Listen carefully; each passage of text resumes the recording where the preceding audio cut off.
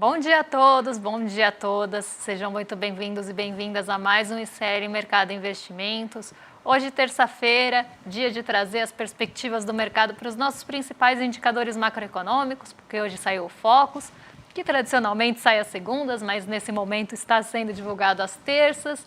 A gente teve também a divulgação do monitor do PIB, que trouxe aí algumas novidades para o trimestre encerrado em janeiro, então a gente vai falar um pouquinho sobre esse dado da FGV, mas vamos também falar sobre a decisão de política monetária do Japão, vamos mostrar as perspectivas para a super quarta, que já é amanhã.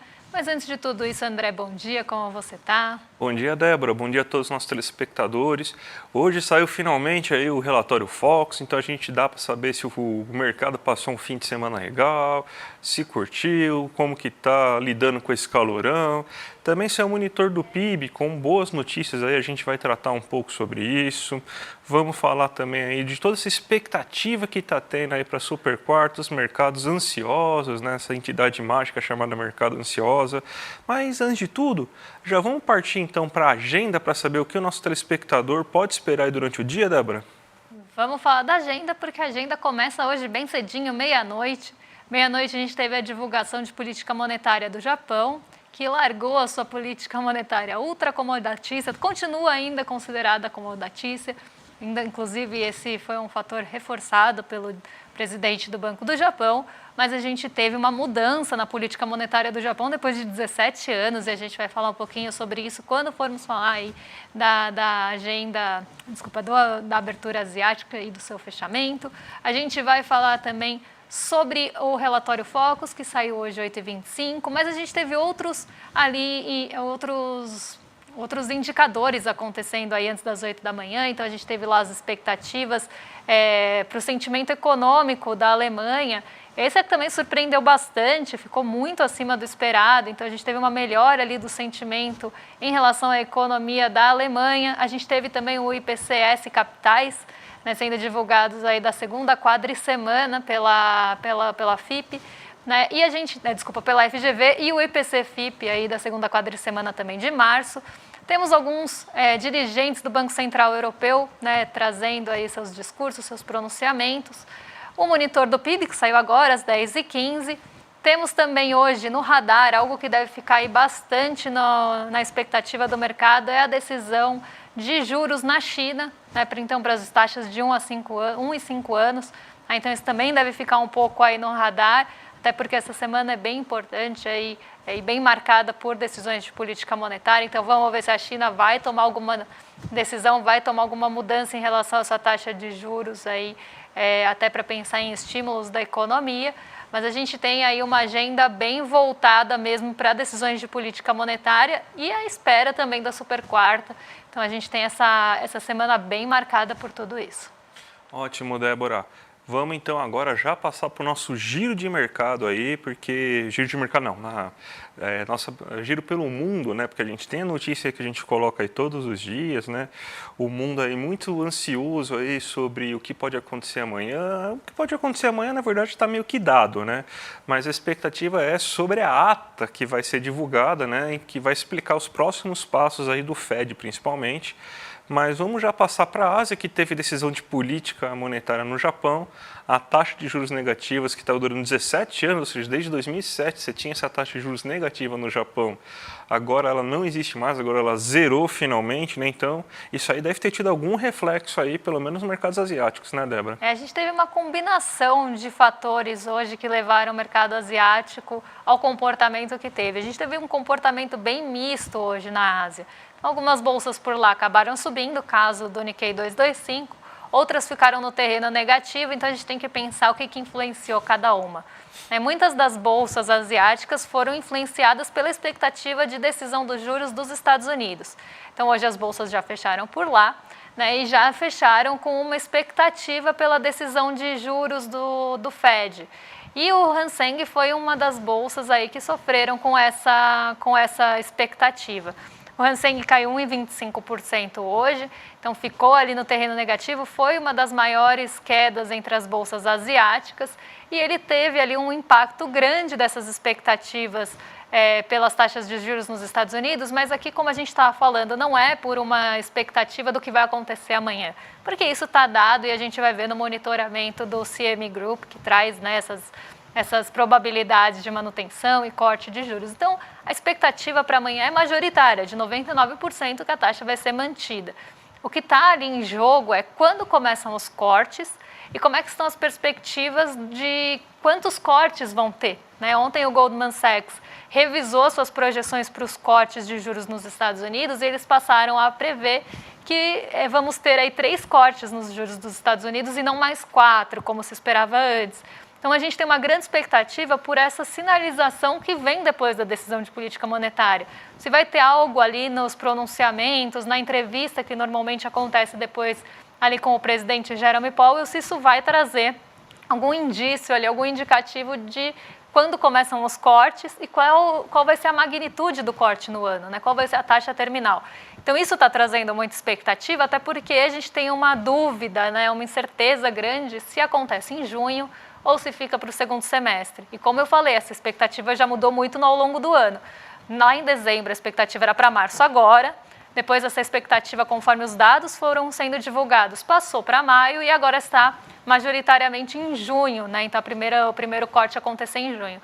Mas é justamente essa expectativa que está derrubando e derrubou as bolsas asiáticas nessa madrugada.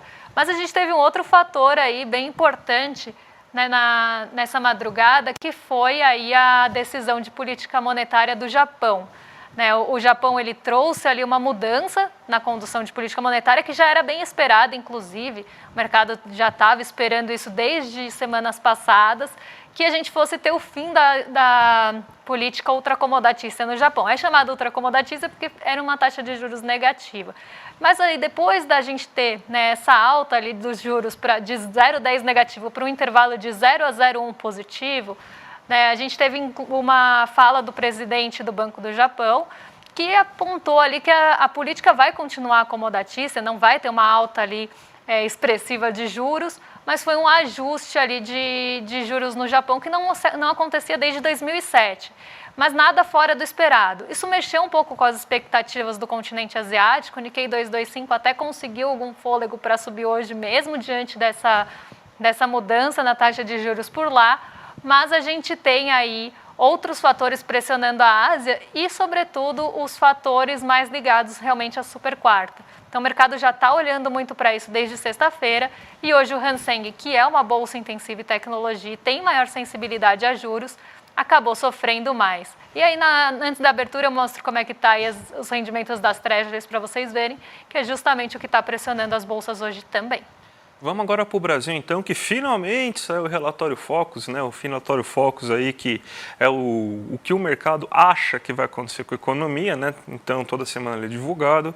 E você teve uma alta de expectativa em relação ao crescimento econômico desse ano e também você teve uma alta em relação a quanto vai ser a inflação desse ano. A gente tem aqui um resumo do que o relatório Focus mostrou para a gente, né, que o IPCA agora está previsto para 3,79 e estava previsto para 3,77 na última semana e para o próximo ano em 3,52. Por que que você teve essa alta do IPCA? Você teve a divulgação do IPCA oficial na última semana, a inflação de alimentos está apertando, então deve ser mais difícil você controlar a inflação com esse cenário aí, que deve durar mais ou menos até abril, mais ou menos, da inflação de alimentos, mas isso deve causar um impacto maior no acumulado do ano de 2024, então agora o mercado acredita que o IPCA deve fechar em 3,79. Lembrando que o teto da meta para esse ano é de 4,25%, a meta é de 3%, as bandas agora são de 1,25 para cima e 25 para baixo, então a meta é de 4,25%, então a previsão ainda está dentro da meta. Aí a gente tem a divulgação do PIB, a gente teve divulgações importantes na última semana, que é em relação a serviços, comércios, safras agrícolas. Isso aí fez com que você expandisse aí a percepção do que será o PIB desse ano para o mercado financeiro. Isso aí sem contar com a surpresa, né? Então, até porque os dados do relatório Focus, eles são capturados na sexta-feira, foi só segunda-feira que foi divulgado o IBC-BR, que veio bem acima do esperado, então com certeza a gente vai ter um aumento na projeção do PIB para os próximos anos, agora, nas próximas semanas, né? Agora o PIB previsto está para 1,8%, então a gente deve chegar cada vez mais próximo de 2%. Já tem bancos importantes, outros analistas de mercado colocando projeções acima de 2% aí, divulgando aí abertamente. Então não deve demorar muito para a gente chegar numa projeção de 2% de crescimento econômico nesse ano, o que deve mostrar que a gente vai desacelerar em 2024 em relação a 2023, sim, mas a desaceleração vai ser bem menor do que aquela que estava sendo esperada. E o câmbio, você está tendo uma taxa de câmbio um pouco mais elevada essa semana. A gente sabe que o curto prazo define muito o que o Banco Central, que os agentes do mercado financeiro decidem em relação a câmbio. Então, a taxa esperada de 4,95 agora estava em 4,93. E a Selic, aí eu acho que é um dos mais importantes dados, você não teve nenhuma mudança, sendo que a gente está na semana de super quarta. O relatório Focus ele também é utilizado pelos agentes do mercado financeiro para fazer pressão quando eles acreditam ser necessários.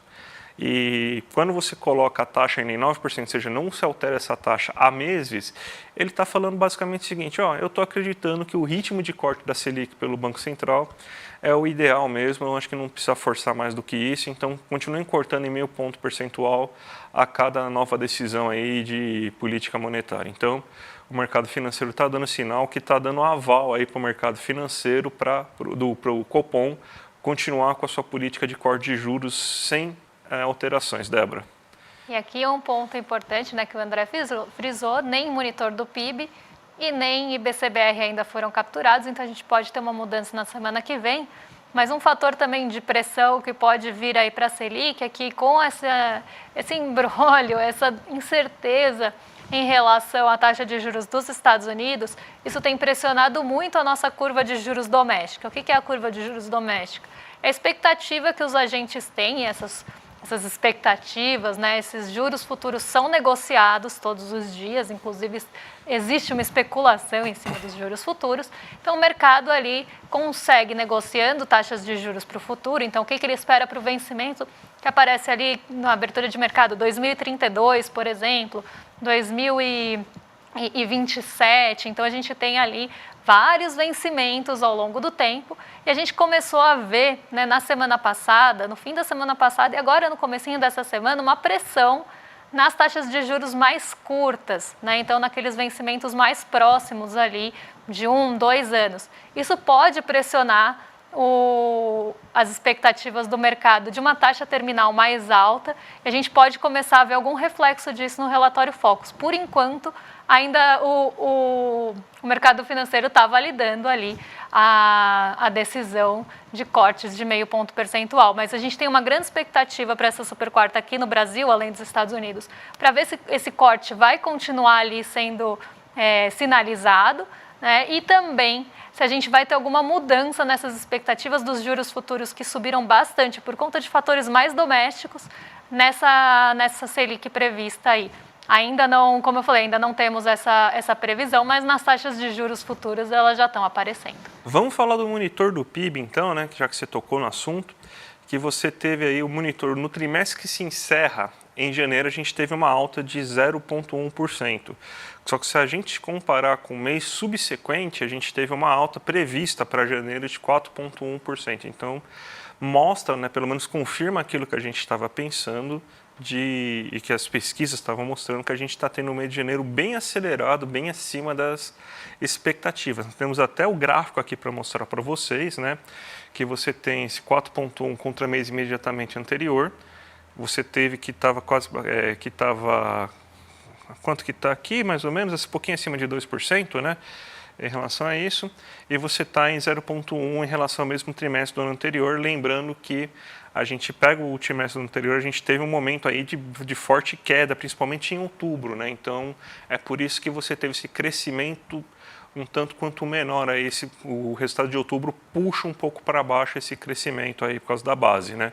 Mas a gente teve boas notícias aí, por exemplo, o consumo das famílias continua sendo um forte motor. A gente viu que o consumo das famílias foi um motor muito forte aí para a economia como um todo no ano passado, por causa do aumento na renda. Aí você tem um aumento de 3,6%, né, do aumento do consumo das famílias em relação ao trimestre anterior. A gente reduziu um pouco o déficit que a gente estava em relação ao nível de investimentos, ou seja, a gente mostra assim, que a gente não tem os dados completamente abertos, né, do monitor do PIB. Né, a FGV na divulgação pública não faz essa divulgação mensal, o único mensal que ele divulga é o resultado completo, mas a gente vê aí que provavelmente você teve uma formação bruta de capital fixa bem elevada, como mostrou também a pesquisa do setor de serviços, né?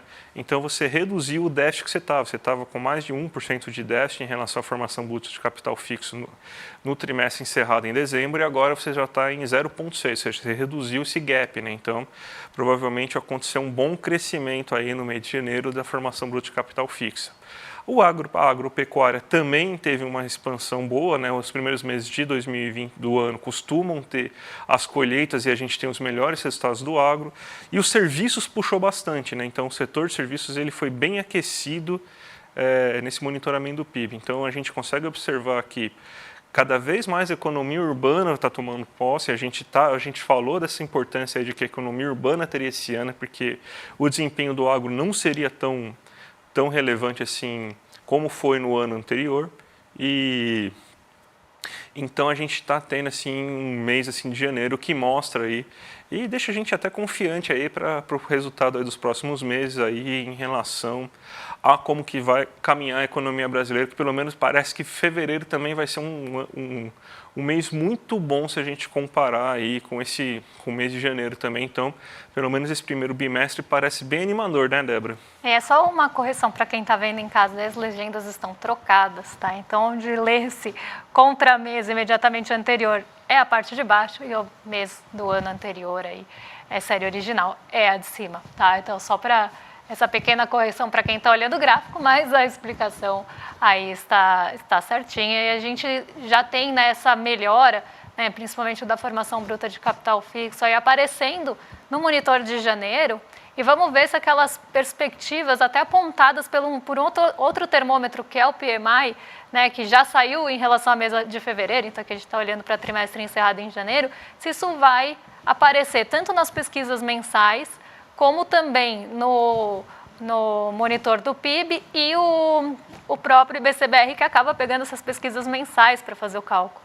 Então, vamos ver se isso vai aparecer aí nas próximas medições, porque a gente tem ainda um mês de fevereiro, principalmente quando a gente pensa na indústria, bastante acelerado, inclusive em relação a janeiro, que já tinha sido acelerado em relação a dezembro. Débora, a gente tem 7 minutos para fazer a abertura de mercado e, obviamente, por causa da Supercorte, é impossível fazer a abertura sem olhar o CM Group, né, para saber o que o mercado está querendo saber, né, em relação, o que o mercado está esperando em relação à divulgação de taxa de juros dos Estados Unidos. Então, vamos já emendar os dois juntos? Vamos emendar porque uma coisa tem tudo a ver com a outra e uma coisa leva a outra. Então, vamos lá. Aqui a gente tem o monitoramento do CME Group, que acaba medindo ali, né, as negociações, né? O CME é a bolsa ali de Chicago, que tem as negociações dos juros futuros. Então, com base, né, nessas negociações, eles conseguem ver probabilidades do que vai acontecer, do que o mercado está tendo de expectativa em relação a cortes ou em relação à manutenção, até aumento de juros, que aqui não é o caso. Então, a gente tem o monitoramento do CME Group aí evoluindo ao longo do tempo. Então, a gente sempre tem, em 16 de fevereiro, que seria um mês atrás, a gente tem 12 de março, que seria uma semana atrás, nós temos ontem, né, que seria 18 de março, e hoje, como é que abriu esse mercado. E a gente vê uma evolução aí da expectativa de manutenção de juros para março, a gente sai de uma manutenção, né, de uma probabilidade de manutenção de 90%, lá no mês de fevereiro ainda tinha 10% ali de agentes do mercado que esperava, né, algum corte nos juros, mas a gente vai vendo, conforme os dados foram sendo divulgados, como é que essa essa perspectiva, essa probabilidade sobe, né? Então ela passa para 98%, depois ela chega a 100% de probabilidade de manutenção, e até porque a gente já está muito perto da super quarta, e aqui a gente tem uma movimentação para 99%. Então o que o mercado espera para essa reunião agora do dia 20 de março amanhã? Que as taxas de juros nos Estados Unidos vão ser mantidas. Então a gente tem essa expectativa para março, mas como a gente falou mais de uma vez aqui, a expectativa que está aí muito presente e está sendo muito olhada de perto é de junho. Então, vamos colocar aí para ver como é que mudou, né, ou não, essa expectativa ao longo do tempo. A gente tinha uma expectativa lá no mês de fevereiro de 55% de probabilidade de corte e 24% de manutenção, tá? A gente vai olhar só esses dois, porque ali as outras barrinhas são cortes mais agressivos e isso não está ali muito perto de acontecer. Então, a gente tem aí 55,3% de expectativa de corte em fevereiro. Essa expectativa no comecinho de março sobe para 62,60%. Então, aqui o mercado majoritariamente esperava ou achava que a maior probabilidade era realmente de corte, com 60,2% de probabilidade, contra 30% de manutenção.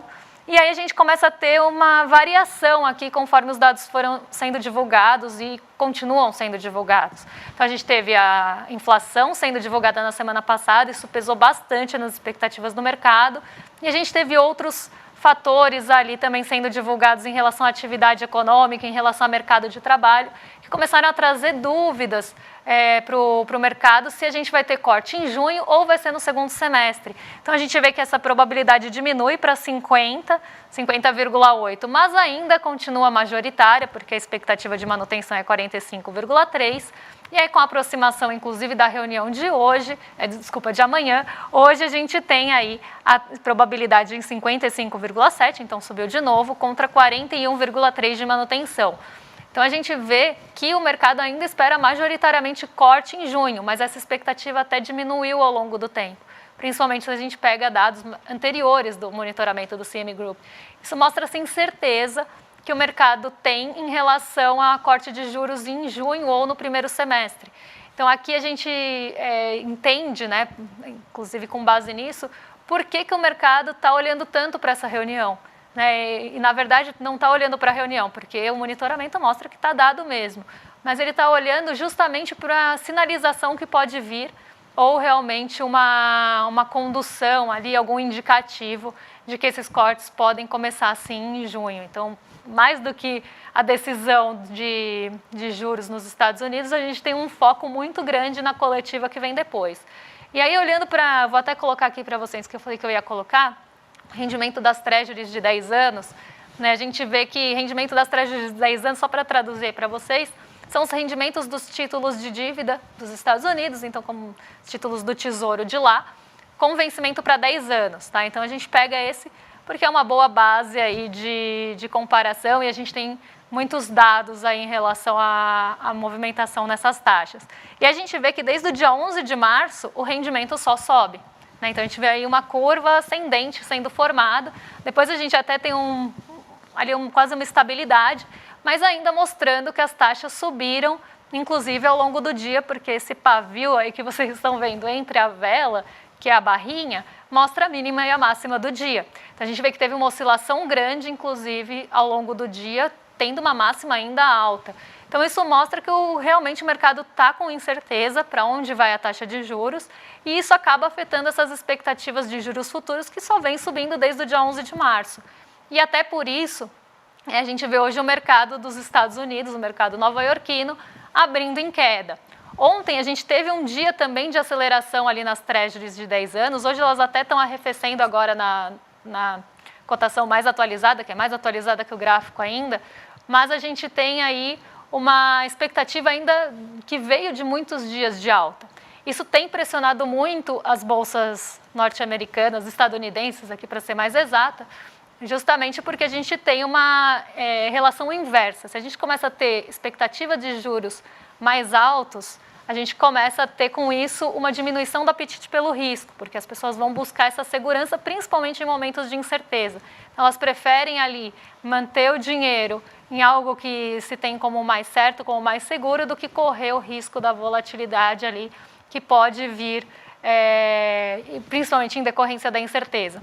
Então a gente vê as bolsas de Nova York sofrendo, e ontem a gente não viu esse movimento. Para quem lembra, ontem estava tudo verdinho aqui, inclusive as treasuries. E as bolsas de Nova York subiram muito. A gente teve, inclusive, o setor de tecnologia como um fator ali que impulsionou a bolsa.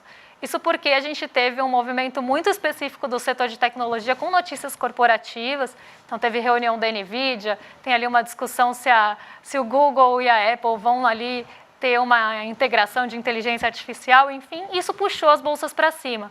Hoje elas estão aí indo no movimento que deveriam até ter ido ontem, que é um movimento de queda, porque a pressão mesmo, que deveria também ter vindo ontem, está acontecendo hoje em relação aos juros. O nosso Ibovespa sobe aqui também por um motivo bem específico. A gente tem a pressão vinda dessa incerteza em relação à condução de juros aqui e fora, mas a gente tem um fator impulsionando muito a nossa bolsa, que é o minério de ferro, que subiu mais de 5% hoje em Dalian. Então está puxando todas as mineradoras e siderúrgicas e ações ligadas a esse tipo de atividade desse setor para cima. Então elas sobem em bloco. E aí o restante fica aí muito parecido com ontem, né? O dólar subiu acima de R$5 e hoje está muito perto da estabilidade, patamar importante esse de R$5. O DXY continua subindo, o dólar continua se fortalecendo frente aos pares por conta das treasuries também, expectativa de juros. E a gente tem o petróleo Brent mais um dia subindo, aí agora chegando perto dos $87 por barril, também pode contribuir com o Ibovespa. Ontem a Petrobras, inclusive, subiu, tendo ali mesmo o fator da incerteza em relação aos dividendos pesando. O petróleo Brent conseguiu tomar o primeiro plano aí e fazer a Petrobras se recuperar um pouco das quedas 600. Mas a gente tem um mercado hoje muito aqui no Brasil puxado pelas commodities e o restante sofrendo com as expectativas dos juros. Bem, Débora, a gente tem agora, essa semana, no dia 17 de abril, aí, um super evento aí com Elliot Aronson, né? O livro preferido aí do Eduardo Moreira, aí, que ele é um dos principais psicólogos. O Eduardo Moreira falou, o psicólogo vivo mais importante do mundo, que ele tem um livro aí chamado O Animal Social, né? E a gente vai agora divulgar, porque a gente vai ter uma super live aí gratuita com ele. Aí a gente tem até um videozinho para passar para vocês. Você seria capaz de fazer o mal, mas não um mal menor, um mal maior, desses que mais te assusta, esses que você mais critica nos seus dias, nas suas redes sociais. Provavelmente a sua resposta seria: não, eu não sou um monstro. Mas o que as pesquisas mostram pode te deixar chocado. A psicologia social estuda o comportamento humano e o porquê da gente fazer as coisas da forma como a gente faz. O maior especialista no mundo em psicologia social chama-se Elliot Aronson.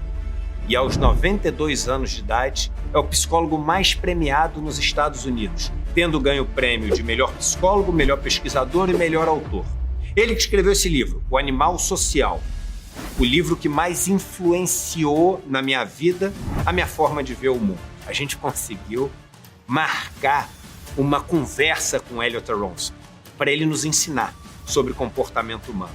E a melhor notícia é que essa conversa é aberta, gratuita, para todo mundo poder participar. Vai acontecer no dia 7 de abril, um domingo às 8 horas da noite. Aproveite e chame todo mundo que você conhece para participar. Elliot Aronson, falando com a gente aqui no Brasil sobre esse tema tão importante. É agora ou nunca, irmão.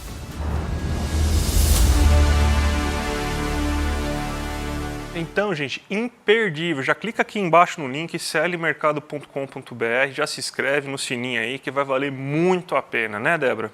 Exatamente, imperdível mesmo essa aula, né? Um tema tão importante aí, tão atual também. Então, não deixem de se inscrever. E agora vocês ficam com o Rolê CL, que vem aí na sequência da programação. A gente volta amanhã às 11 horas da manhã para trazer aí, finalmente, quarta-feira, super quarta. Então a gente vai falar ainda sobre isso, mas também outros assuntos importantes aí que devem mexer com o mercado e com o nosso bolso. Então a gente se vê amanhã na super quarta, até que enfim super quarta. Né? Até que enfim super quarta. Então até amanhã, gente. Tchau, Beijão. Tchau. Conhece a fera? Elliot Aronson, aos 92 anos de idade, ele é o psicólogo social vivo mais importante do planeta. O único a ganhar os 3 principais prêmios da Associação de Psicólogos dos Estados Unidos. Melhor pesquisador, melhor autor e melhor professor. Elliot Aronson vai dar uma aula exclusiva e inédita aqui no Brasil para a comunidade do ICL. No dia 7 de abril, um domingo às 8 horas da noite no horário de Brasília. Ele vai explicar pra gente o conteúdo desse livro, O Animal Social, um livro que é considerado o livro mais importante sobre o tema comportamento humano no mundo. Para você participar é só clicar no botão Saiba Mais aqui embaixo e gratuitamente se inscrever. Se inscreve agora e chame seus amigos e amigas para participar também.